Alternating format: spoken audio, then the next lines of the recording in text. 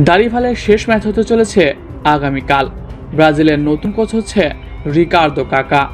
এই নিয়ে বিস্তারিত জানতে হলে ভিডিওটি না টেনে শেষ পর্যন্ত দেখতে থাকুন। আর আপনি যদি আমাদের চ্যানেলে নতুন হয়ে থাকেন তাহলে এক্ষুনি সাবস্ক্রাইব করে রাখুন। আর ইতিমধ্যে সাবস্ক্রাইব করে থাকলে আপনাকে অসংখ্য ধন্যবাদ। শনিবার নিজেদের গুরুত্বপূর্ণ ম্যাচে নিজেদের ঘরের মাঠে বাংলাদেশ সময় সকাল 7টায় মাঠে নামবে ব্রাজিল। এ ম্যাচে জয় পেতেই হবে সেলেসাওদের।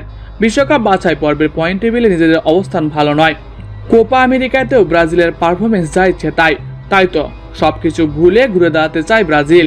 দলের তরুণকে শক্তি করে মাঠে নামছে ব্রাজিল ফুটবল দল। তবে নেইমারবিহীন ব্রাজিল যে খুব একটা ভালো করতে পারবে না এমনটা আশা রাখছে ব্রাজিলের ভক্তরা। তবে তুলনামূলক সহজ প্রতিপক্ষ হওয়ার ফলে জয় নিয়ে আশাবাদী ব্রাজিল। অন্যদিকে এ ম্যাচটি ব্রাজিলের ঘরের মাঠে খেলবে, তাই তো তারা একটা আত্মবিশ্বাস ফিরে পাবে।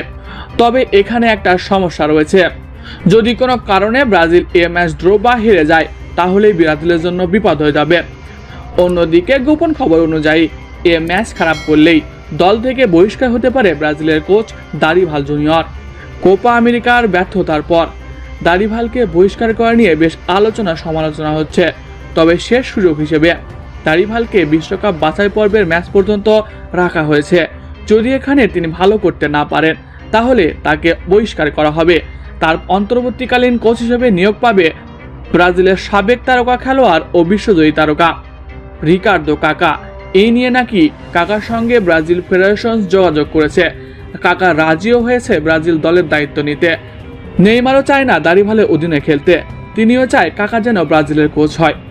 তো প্রিয় দর্শক, ব্রাজিলের কোচ হিসেবে আপনি কাকে দেখতে চান, দারিভাল নাকি কাকা? কমেন্ট করে জানিয়ে দিন।